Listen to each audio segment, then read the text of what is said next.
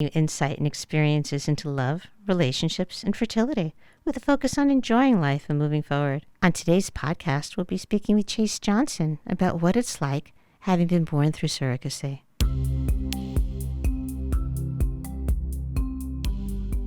Welcome to Life, Love, Insight, Fertility, Experiences. Today we'll be speaking with Chase Johnson, one of the children born through surrogacy, who is happy to speak about his experiences, and one of the older children available to speak. I'm sorry I just called you a child, but you're not. You're an adult, and you're a handsome guy who I'm staring at right now, and I'm so glad that you're here. And there is so much to talk about. I work with people who go through fertility journeys, which I've shared with you, and they have so many questions once it comes to donor egg and surrogacy about what it's going to be like for their child. So thank you for being here. Where do we start? What it's like to be born through surrogacy? Is it really different than being born any other way? What does your mother tell you? When do you find out? Do children bully you? Do they pick on you? Are you involved in like all kinds of media stuff? Where do we begin? We could begin with like when I found out, I guess, Great. Okay, because that's always a question. When should somebody tell their child? I was told like from the dawn of time. I mean, from the time I can remember, like as a child until, now. Like my mom still reminds me about it. I think that's probably the most important part of like the whole surrogacy picture. Thank you for saying that. Yeah, because if I live my whole life and, one day my mom just broke to me that, oh, actually, you were going through surrogacy and your whole life's been a lie, I think that would rattle me really, really hard compared to just being told my whole life that, oh, I couldn't have you and this is the magical journey I went on to have you. Yeah, well, because I would think of all the deceit that would be going on and you'd wonder what else they were lying to you about or not telling you. You would think the sky was green and the grass was blue, Your whole life you were told one thing and then it just switched up on you one day. So what happens when you grow up and there's a surrogate involved? Is it somebody that you see or that you visit with? Are there other children involved? I guess I would kind of be determinant on, you don't really get to decide that at the beginning because, your parent is the one who gets to decide that. But my experience was my surrogate mom actually lived a few towns away from where my mom lived. And my whole life, I grew up, we would have dinner with her maybe once or twice a year. And she has her own kids who are my half-brother and half-sister. And the relationship was always really good there. So I never looked at my surrogate mom as like my mom, because I was raised by my real mom. But yeah, it was a good relationship. I would suggest it because if you have any questions, it turns out, any questions about health or heritage, because sometimes that's a question, you can have that answered. And it was actually really cool because I got all the answers. Yes. Now, you also have had your father, I'm so sorry he passed away, who was biologically connected to you. Yes. And would he go to dinner also? Yes. I think when you refer to your half-siblings, people will say, well, what's that relationship like? Do they see each other all the time? Are they intimately involved with each other? I've hung out with them a few times. My half-sister I hung out with a few times too. It's not like an everyday thing. I mean, we're friends on Instagram, Facebook. Sometimes we'll hit each other up, say, hey, how's it going, but they have their own lives. They grew up with their brother or sister, and I grew up with my sister. But, we're still technically related halfway, so it's not like I'm like, oh, you're different, But yeah, I talk to them, just not very often. I guess that's my opinion on it, Other people might be way closer with them, but I just never really... Or maybe have no relationship at all. Yeah. Is that possible? Yeah, that's a possibility. So you have a sister? I do. And she's also born through surrogacy? She was a different surrogate mother, but yeah, she was actually born. She's 4 years older, so she was born through surrogacy as well. And does she go to these dinners also? Not with when we were younger, she would go when we'd go to my surrogate mother. Her surrogate mother lived a little farther away, and so they'd talk and write every now and then, but they don't have the same relationship, so they don't talk really much at all because her surrogate mom actually had a few other children, not through surrogacy, but of her own. And they just don't really want a relationship with each other, I guess. That's kind of mutual, not like, oh, one of them wants, the other one doesn't. So the beauty really of what you're saying is that you could have the relationship that works for the individual person. And here's you and your sister, and you both want different relationships, and you're both able to have the relationships you want with those families. Yeah. Kind of nice, right? I mean, it's cool. The only thing I was bummed about is I didn't get like 2 Christmases because I had 2 moms. Other than that, it was great. Yeah, and when we were talking prior to this, you had said it's not like they're intimately involved with your life. You kind of see them once or twice a year, like a distant cousin. That's what you described. Definitely. That's a good like representation of it. That's kind of your representation. I was just repeating what you had said before. Oh, so. Yeah. So it was really your representation. So growing up, did you ever tell people that? Yeah, all the time. Because growing up's tough, man. People. I would tell people all the time. But yeah, it was never a negative thing. That's probably one of the questions I get asked the most. Is oh my gosh, my kid's gonna get bullied because he's a surrogate child, or like, what are they gonna think? And I'll tell everyone out there that is a made-up news question. Because in your entire life, how many times has anyone asked you, how were you born? Right, or how were you conceived? Yeah, were you conceived the normal way, or were you conceived this way? That's never a thing. If anything, it was better for me, because if someone was like, oh, jokingly or something, oh, like your parents didn't want you or whatever. Actually, I cost a lot of money, a lot of time, a lot of scientific effort, so I'm probably wanted here maybe more than you. There was no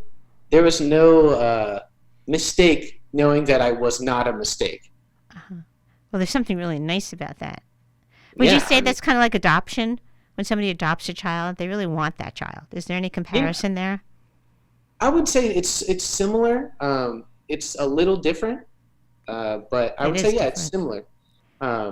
Especially like your outlook on my mom. I appreciate my mom because my mom, spent time, money, and science and effort to have me. So I was never like, oh, she doesn't want me, Even when you were like a teenager and you were angry at her, you never felt that way? Oh, yeah.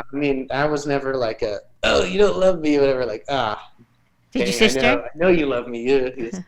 Did your sister ever behave that way? Because that's kind of normal adolescent stuff. Like, I wish you weren't my mother and all that kind of stuff. Yeah, I was a handful. I was a handful for sure. I just like doing whatever my mom told me not to do was right what I wanted to go do. Oh, okay. But I feel like that's every teenage boy. Right.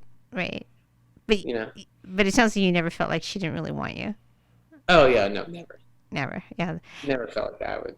Did your sister ever feel that way? Like she wasn't wanted? My sister was just a little different. She was. I guess a little bit more emotional, so I don't think she was ever like that, but my mom and her used to like butt heads really well, like really, really hard. Yeah. But I think that's just like growing up like as a young lady, and like our dad passed away and she was really close to my dad, so that was where that came from. Right. I wouldn't say that's because, of any surrogate related thing. That was never a Right, this is just normal behavior. It's normal adolescent kind of teenage behavior that goes on, and this isn't because of a surrogate. Oh yeah, we were all terrible teenagers, regardless if we were born through surrogacy. Your poor mother! Oh my goodness. The reason why I'm talking about this a little bit is because I think it's really important for people to realize that there's a natural progression that goes on with kids as they grow up, and there's a natural rebellion, and it doesn't necessarily have to do with how they're conceived. It has to do with just growing up and separating from your parents and kind of trying to test the waters and become independent. Oh yeah, definitely.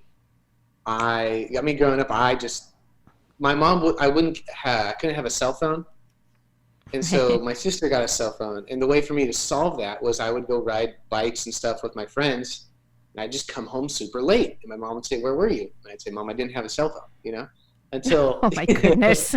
Until eventually my mom, she's always one step ahead. She just said, all right, you have to find a phone and call me. I never got the cell phone, but she just set some rules, but it was never like like, oh, you're a surrogate, so you're going to go do this. It was just being a boy growing up, you know? So she sounds kind of impressive, your mom. She's also been a little bit outspoken in terms of surrogacy and some of the Oh, yeah, legislation that's going on and some of the definitely. different media opinion versus the knowledge that she wants to impart as to what surrogacy really is. Yeah. Because there's stigmas attached to being the surrogate.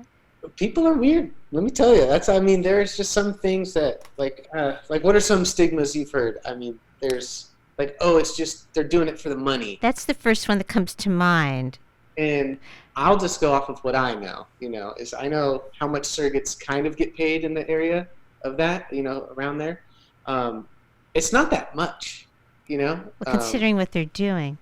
Yeah, you're having a child. So you're basically working 24 hours a day for 9 months. If you equate how much they make, which is still taxable, all right, so we're going to take an extra 15% off what they do make for taxes, you're getting paid like minimum wage.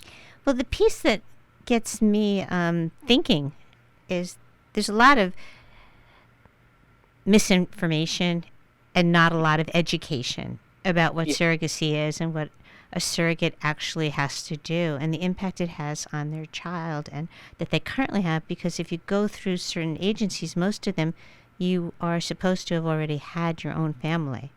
Yes. So that they know that like with the one my mother works for is they have pretty strict criteria for surrogates. You have to have your own family, all that.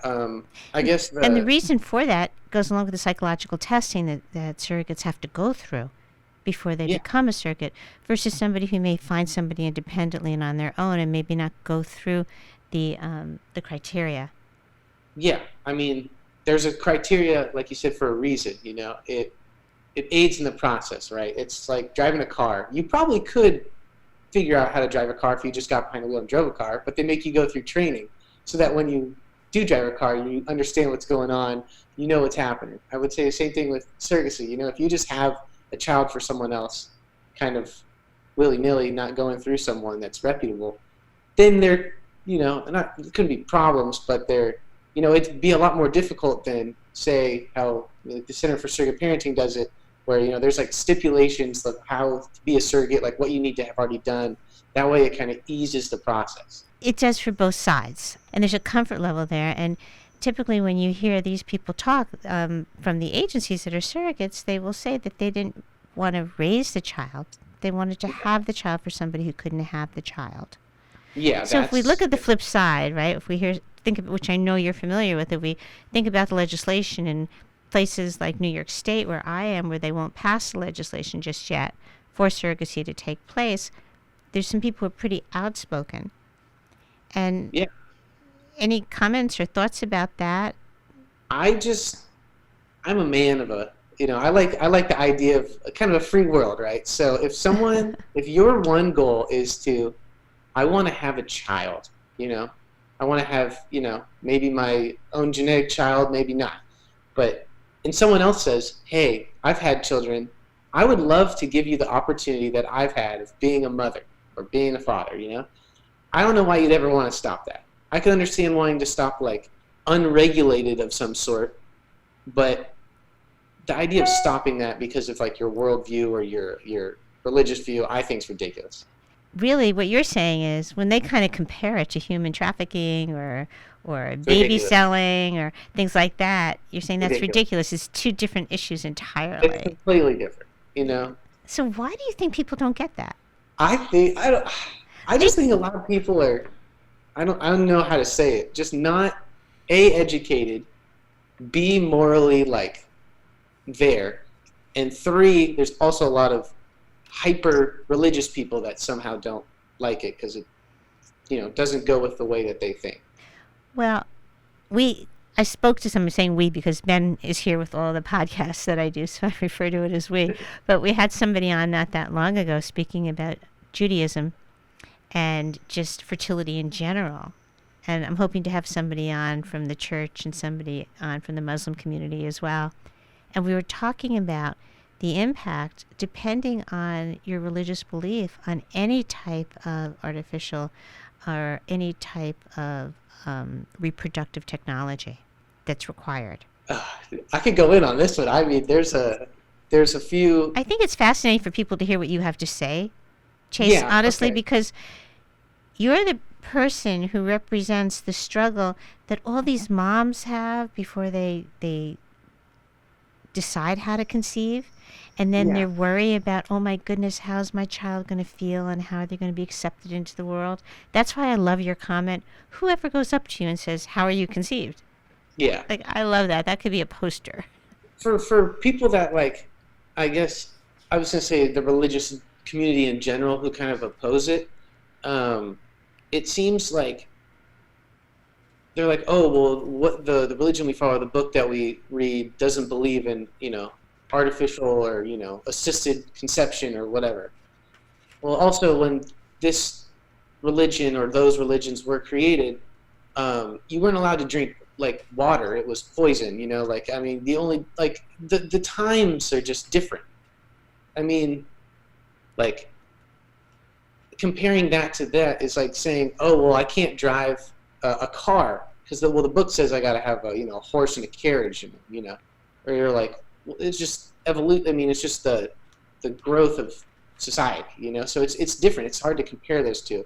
And if you're really worried about that, like that part of your personality in life, like the religious side that says you can't follow, can't do this, is really important to you, then maybe it's not for you. But I don't agree with you. I think wanting to be a mom or a dad is stronger than like following what you follow like to a T. Because there's already things of probably of that religion that you love and enjoy that you don't follow exactly how they did, thousands of years ago. So why can't this be an exception? Yeah, or not even exception. The word evolution you used is like the perfect world. The world evolves, and we learn new things and we see new things, and we've seen it just culturally with the gay community and the transition that's gone on there. My brother is gay, and he's somebody who's been gay for many, many years at this point. And when he first came out, nobody came out. And so Yeah. now, for people to come out and say they're gay, it's still significant. But the world doesn't look at them as if they're a freak or if they should be teased or ridiculed or bullied. The world looks at them very differently. When we look um, at reproductive technology, we have seen so many changes. And the world is just starting to catch up now. And I think because the public eye looks at it differently, people in the public eye are starting to talk about it. People like you are talking about it. We're saying, wow, they're like great. They're normal. They're centered. They're happy. It's great to have them in the world. Yeah, we're not And some weird laboratory baby. right, and We're what went normal on people. exactly, and what went on with adoption even. People would whisper, "Oh, they're adopted." And did it matter? Were these children any different because they were adopted? No, of I mean, course not. yeah, and like with people, if they say, "Oh, well, they're born through surrogacy or they're adopted," that child was wanted probably more than that person's own child. That they could just willy nilly, they just jump in the sack, and 9 months later, a kid comes out. They had That's to, one way to put it. I you think for know, a lot of people, like fingers are crossed that that's what will happen. yeah. But there's also like people that go through adoption or surrogacy. They're willing to do anything to be a mom or a dad. Like Right, they the want it desire more than is anything. there, and also And donor egg. yeah, and donor egg.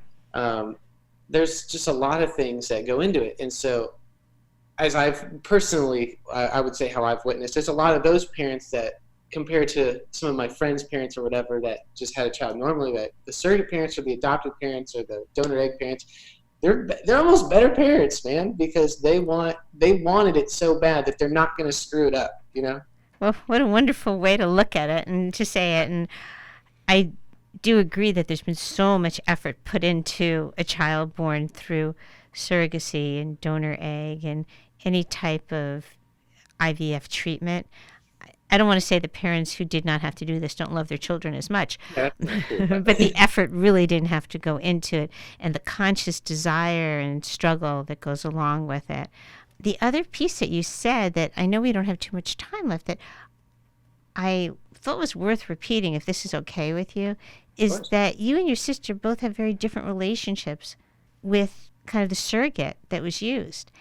Yeah. And it shows people that there is no one way to do anything. And here, under the same roof, with the same parents, you were both allowed to kind of follow your own path to how you Yeah, wanted to have these relationships develop. definitely. I think that's such a Yeah. great way. Your mom and your dad, I give such credit to. And Yeah. and My mom's a handful, let me tell you. The best way. well, that's nice. Did she ever do anything special related to this that you're saying that? So what, to surrogacy in general? Just anything in general that you're Oh, saying that? she has worked for the Center for Surrogate Parenting for like 20 plus years since. Oh, really? I didn't know that. Yeah, so she's actually the program coordinator there. So yeah, that's where I was born through the Center for Surrogate Parenting as well. But the Karen we had on. Karen oh, was Karen's fabulous. amazing. Yeah, she's amazing. great. The genius. Mm-hmm. She's also a handful. I love her to death. Yeah. But no, my mom is just a very. Next time you talk to Karen, ask about my mother. My mother is just a very lively woman. Uh-huh. I mean, she's devoted her whole life, as well as Karen has, to, surrogacy, because it, helped my mom have children, so she's forever in debt. So she, all about it. Quite a path she's taken. Yeah. Because she really wants to get involved and help others and advocate and make sure that they could have the families they want. Yes, and I mean, she succeeds. Yeah, that's great. Well, she's raised quite a son. You're really great, and I appreciate you coming on so much, and I think the information that you've shared is going to make so many intended parents through surrogacy and donor egg feel so comfortable with how their children are going to be able to perceive the world. Well, I'm excited. I hope that is the case, to anyone out there having a child in, surrogacy, egg donation, whatever, they're going to turn out great. All right. That's wonderful. And it's wonderful to know that you don't feel that you have been bullied or picked on or treated any different than anybody else, and that you just feel like this extra sense of love and being wanted. Yeah. And what could anybody want more than that? Yeah, that's it. I mean, I was going to revert back to the beginning of saying, I would come up with a way to tell them their whole life. Don't keep it till the end. That's the biggest thing. That's the most important thing, I think, is to let them know where they came from. My mom made up like a story at the beginning, Uh-huh. to kind of explain it in like a childlike way. And as I got older, I learned all about it, but just tell them. Well, thank you so much, Chase. This is great. Really, I can't thank you enough for your time and for getting up early on the other coast to be here. If anyone has any questions or comments, Chase, can they reach out to contact you in any specific way? Oh, yeah, they can reach out to me via email. That's the easiest, the fastest way to get back to, them. It's just my name, Chase, C-H-A-S-E, the letter J, 805 at yahoo.com. Fabulous. And if anybody has any questions or comments for me, please reach out to me at lorimetz.net.